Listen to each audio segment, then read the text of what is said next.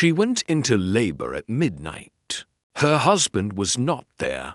He was told. He was called 3 times. He did not come.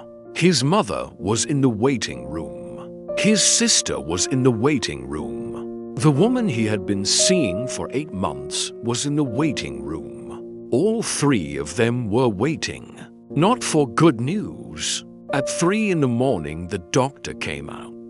He looked at the 3 women. He said, "I'm sorry. We lost her." The 3 women looked at each other, and they smiled. The doctor watched them smile. He waited. Then he said, "There's something else you should know." He leaned forward. He lowered his voice. "It's twins." The smiles disappeared. Because twins meant the inheritance was split. Twins meant the plan had a problem. Twins meant everything was different now. But that was not the most important thing that happened that night. The most important thing happened 4 hours later. When she opened her eyes, the labor had started at 11:47. Eleanor Reeve had been alone when it started, which was not how it was supposed to be, which was not what had been planned, which was not what her husband had promised when she had made him promise 7 months ago, with the particular seriousness of a woman who understood that some promises needed to be made explicit. "I'll be there," Marcus had said. "Whatever time, whatever I'm doing, I'll be there." He had been in the city. She had called him at 11:48, then at midnight, then at 12:30. When the contractions were 3 minutes apart, and the ambulance had been called, and she was trying to be calm, and finding it increasingly difficult, he had not answered. She had arrived at the hospital alone. The nurse, a woman named Agnes, who had been doing this for 22 years, and had the particular competence of someone who had seen everything and was surprised by nothing, had taken her details and her hand and had said, "You're doing well," in a tone that meant it rather than performing it. And Eleanor had held on to that. She did not know, in the delivery room at 2 in the morning, that there were 3 women in the waiting room. She did not know about the plan. She did not know about the 8 months. She knew only that her husband was not there, and that she was doing this alone, and that the pain was extraordinary, and that somewhere in the middle of it something went wrong. She could see it in the nurses' faces, the particular shift from routine attention to focused urgency. And then there was a mask and a voice saying, "Try to stay with us," and then there was nothing. Marcus's mother, Vivian, had been in the waiting room since 1 in the morning. She had not come because she was concerned about Eleanor.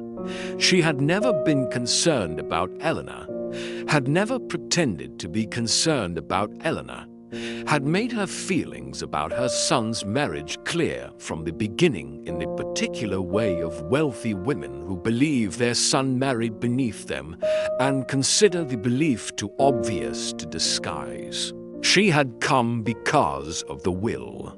Marcus's father's estate, the Reeve fortune, built over 3 generations, currently valued at approximately $4 billion, had a provision, a grandchild provision, added by Marcus's grandfather and never revised, that guaranteed a significant portion of the estate to the first grandchild born within wedlock. Eleanor was about to produce that grandchild. This was a problem that Vivian had been managing for 9 months. The management had taken a specific form. A woman named Claire, 31, elegant, patient, who had been introduced to Marcus at a company event 8 months ago, and who had been, since then, the primary occupation of his evenings. The plan was straightforward. Eleanor's pregnancy would end badly. Not through any direct intervention. Vivian was not that kind of woman, she told herself. She simply removed obstacles and allowed nature to operate. And Marcus would divorce, and Claire would produce the grandchild. And the estate would go where Vivian had always intended it to go. The doctor came out at 3:12 in the morning.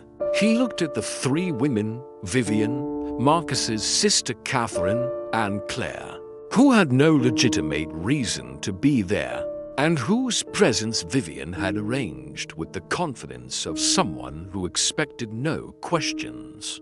"I'm sorry," the doctor said. "We lost her." Vivian looked at Catherine. Catherine looked at Claire. Claire looked at Vivian. The smiles were small, controlled. The smiles of people who had been waiting for a specific outcome and had received it. The doctor watched them. His name was Dr. James Park. He had been delivering babies for 18 years. He had delivered good news and bad news and everything between them. He had never, in 18 years, watched people smile at the death of a young woman in labor. He waited a moment. Then he said, "There's something else." The smiles held. "It's twins," he said. "Two boys. They're in the NICU, but they're stable." The smiles disappeared. Vivian looked at him. "Twins?" "Yes," he said. Both alive," he said. "Both stable." As I said, he watched the three women process this. Twins meant to grandchildren. Twins meant the estate provision was triggered twice. Twins meant the plan. Whatever the plan was, he did not know the plan. He knew only what he had seen in the waiting room had a significant complication. He turned to go back to his patient. "Doctor," Vivian said. He turned. "You said you lost her," Vivian said. "Yes," he said. "We did. Then, we lost her for 4 minutes and 23 seconds." He said. "Then we brought her back." He paused. "She's in recovery. She'll be awake in a few hours." He went back through the doors. Behind him, in the waiting room, nobody was smiling. Eleanor opened her eyes at 7:14 in the morning. The first thing she saw was the ceiling of a recovery room. White, institutional. The particular ceiling of a place where serious things happened and were managed with professional calm. The second thing she saw was Agnes. "There she is," Agnes said. Not performing warmth, genuinely warm. The warmth of someone who had been in the room for 4 minutes and 23 seconds and had come out the other side.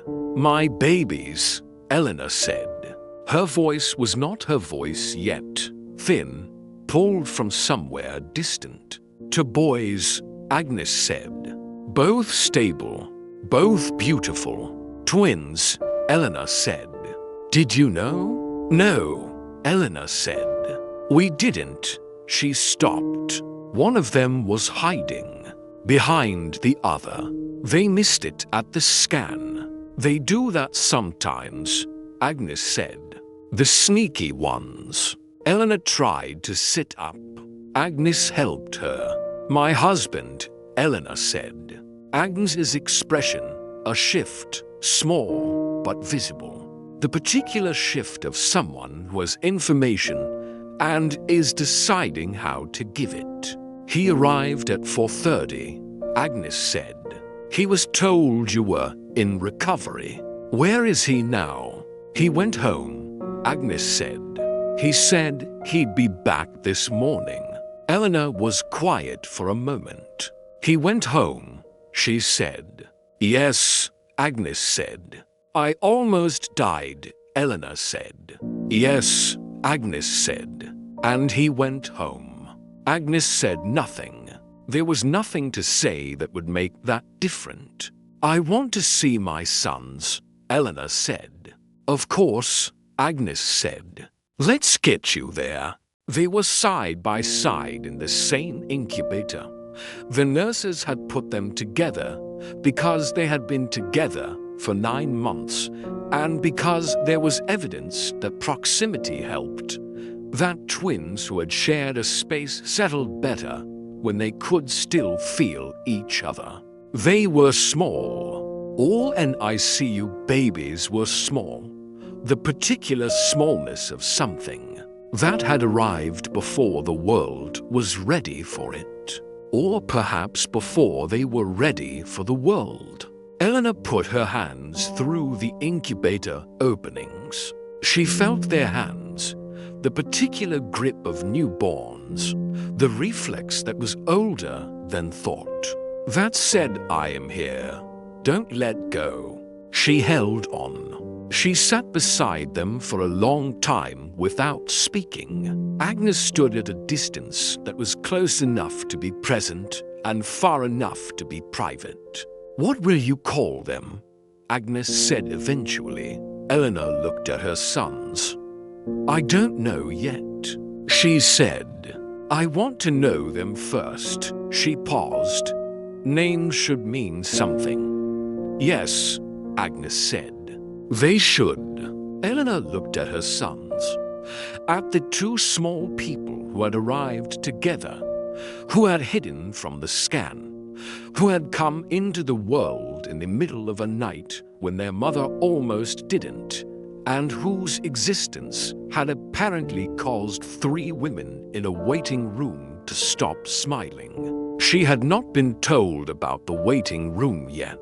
She would find out later, but something, the instinct of a woman who had spent 9 months, carrying the particular knowledge of her own life, told her that the night had contained more than she had been shown. Agnes, she said. Single quotes, yes. Who was in the waiting room? She said. Last night, when they told you, when we thought we'd lost you, Agnes said. Yes, Eleanor said. Who was there? Agnes was quiet for a moment. Your mother-in-law, she said. Your sister-in-law. A pause, and a woman I didn't recognize. What did they do? Eleanor said, when they heard. Agnes looked at her. They smiled. She said quietly, I'm sorry. I didn't want to tell you this now, but you asked, and I won't lie to you. She paused. They smiled. Eleanor looked at her sons, and when they heard about the twins, they stopped. Agnes said. Eleanor held her son's hands. Thank you, she said, for telling me. He arrived at 10.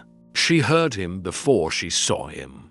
His voice in the corridor, the particular voice he used when he was performing something. The warm public voice that was different from the private one. The one she had spent for years learning to distinguish. He came in with flowers, expensive flowers, the kind that were bought from a specific florist rather than a hospital shop, which meant he had planned the arrival rather than arrived spontaneously. Eleanor, he said. Thank God.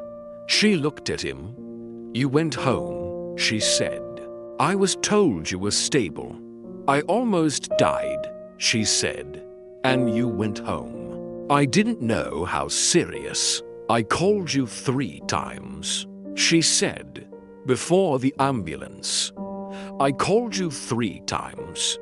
He set the flowers down. She looked at him, at the man she had married 4 years ago, at the face she had believed she knew, at the careful arrangement of concern that was sitting on top of something she could now see clearly and could not look away from. Where were you? She said. I was, Marcus, she said, I almost died. My sons almost died. I am not going to have this conversation in half-truths. She held his gaze. Where were you? He was quiet for a long time. With someone, he said. With Claire, she said. The particular stillness of someone who did not expect the name. How long? She said. Eleanor, how long? 8 months, he said. She looked at her sons. Get out, she said. Eleanor, get out of this room, she said. I will speak to you when I have decided what to say. But right now I need you to leave. He left. She sat with her sons.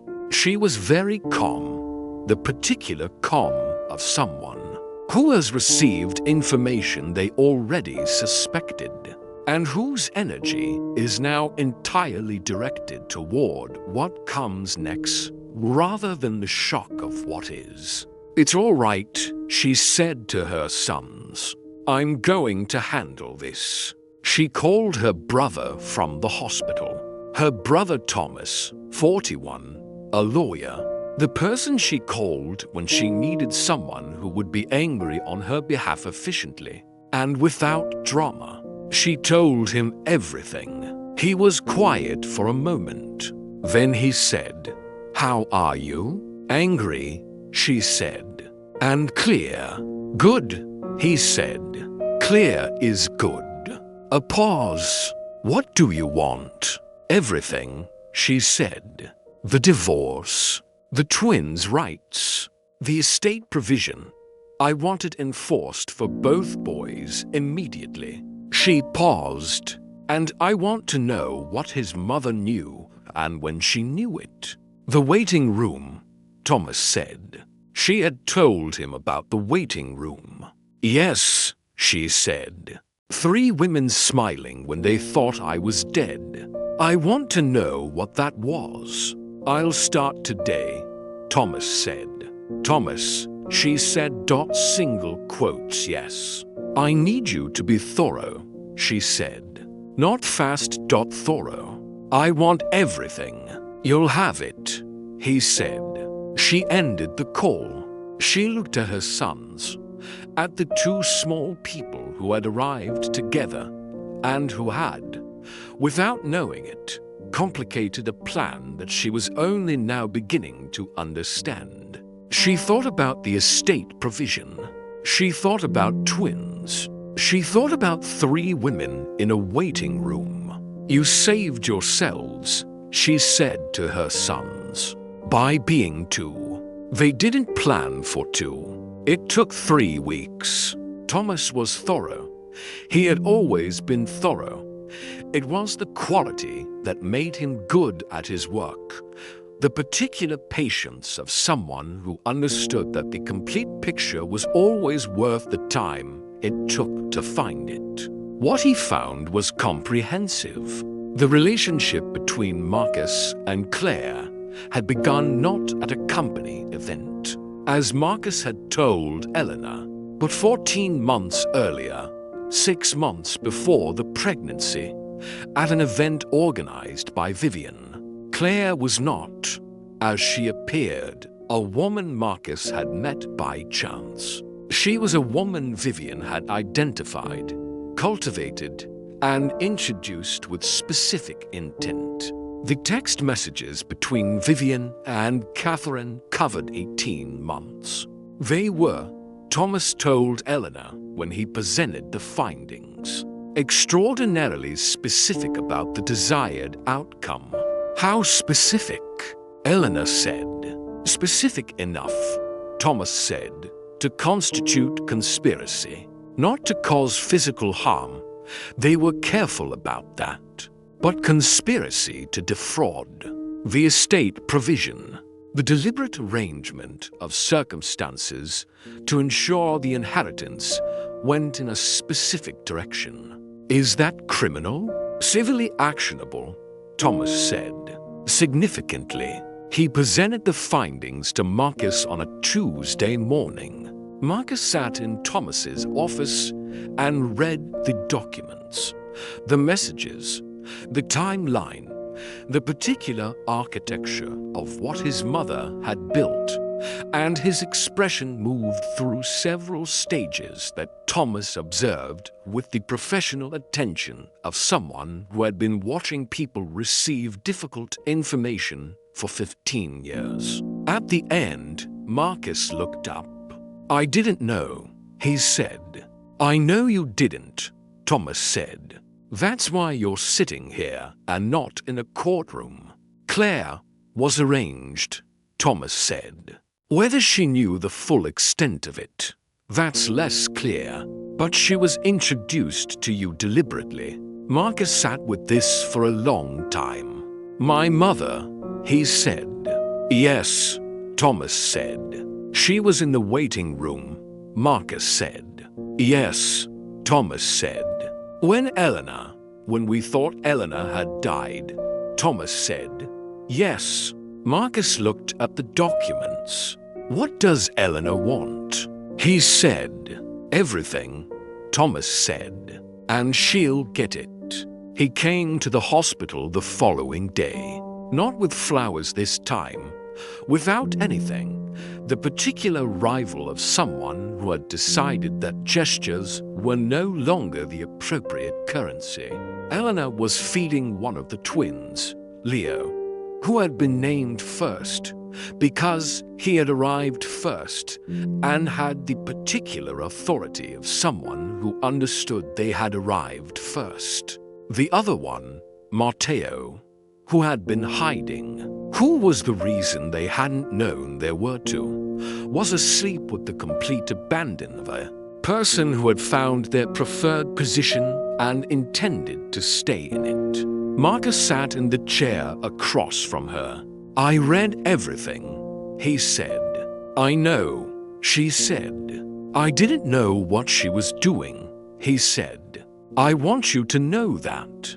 The Claire situation, I was wrong, completely wrong, and there's no excuse for it. But I didn't know my mother." He stopped. "I didn't know what she had planned." Eleanor looked at Leo. "I believe you," she said, "about not knowing your mother's plan. I don't believe you had no instinct that something was wrong." "No," he said. "I had instincts. I ignored them." "That's almost worse," she said. "I know," he said. "Marcus," she said, "look at them." He looked at his sons. "These are your sons," she said. "They arrived together. They held on together. They are going to grow up knowing their father saw them in the hospital and went home." She held his gaze. "That is a story they will carry. Whatever happens between us, whatever you and I decide, that is a story your sons will carry." He looked at his sons for a long time. "What can I do?" he said. "Tell the truth," she said, "to your sons when they're old enough. To yourself, starting now." She paused. "And deal with your mother, whatever that means. Deal with her." "Yes," he said. "And Marcus," she said. "Yes." "The next time I call you 3 times," she said, "answer." Vivian and Catherine settled. Not because they were guilty. They maintained, through their lawyers, that the text messages were theoretical and the conspiracy interpretation was an overreach. But because Thomas had been thorough, and because the alternative to settling was a courtroom, and a courtroom meant the text messages became public, and public meant the Reeve name meant something different, the settlement was significant. The estate provision was enforced immediately for both boys, Leo and Matteo Reeve, who had arrived together and had been, from the beginning, the complication nobody had planned for. Claire disappeared, quietly, without drama. The particular exit of someone who understood that the situation no longer had a role for her. Marcus moved into an apartment and came to see his sons every day. Not grand gestures, present. Consistently, reliably, every day.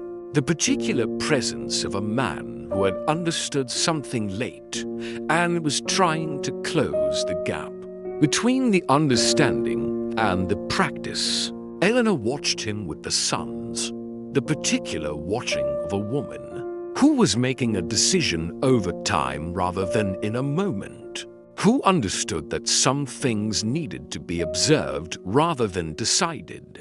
Leo regarded his father with the comprehensive assessment he brought to everything. He had been born first and had the authority of the firstborn. Matteo regarded his father with the particular warmth of someone who had been hiding and had decided on no particular evidence that this person was safe. On a Tuesday evening, 6 months after the night of the waiting room, Eleanor was in the kitchen when Marcus arrived with the boys from the park. The Tuesday park visit had become the Tuesday habit, the one that was not cancelled and not shortened and not replaced with something else. He came in. The boys came in. The kitchen was warm. Eleanor, Marcus said. "Yes, I'd like to come home," he said. If that's something you'd consider." She looked at him. "It's not a decision I'll make tonight," she said. "I know," he said. "Or this week," she said. "I know," he said. "But," she said, "I'm considering it." He looked at her. "That's enough," he said. "That's more than enough." Matteo pulled at Marcus's sleeve. "Papa," he said. "Hungry." "I know," Marcus said. "Me too." He looked at Eleanor. She looked at him. "Sit down," she said. "I'll make dinner." He sat down. The kitchen was warm. The twins were loud. The evening was ordinary. 3 women sat in a waiting room. They smiled when they thought she was dead. They stopped smiling when they heard it was twins. They had planned for 1. They had not planned for 2. The twins saved themselves by being 2. The mother saved herself by surviving. The truth saved everyone by refusing to stay hidden. Here is what we learned. The people who plan for your downfall always miss something. They miss it because they are thinking about what they want to take, not about what you have that cannot be taken. She had 2 sons who arrived together and held on. She had a brother who was thorough. She had a nurse who told the truth when asked. She had herself, clear and calm and certain, in a recovery room at 7:14 in the morning. They planned for her failure. They did not plan for her strength. They never do.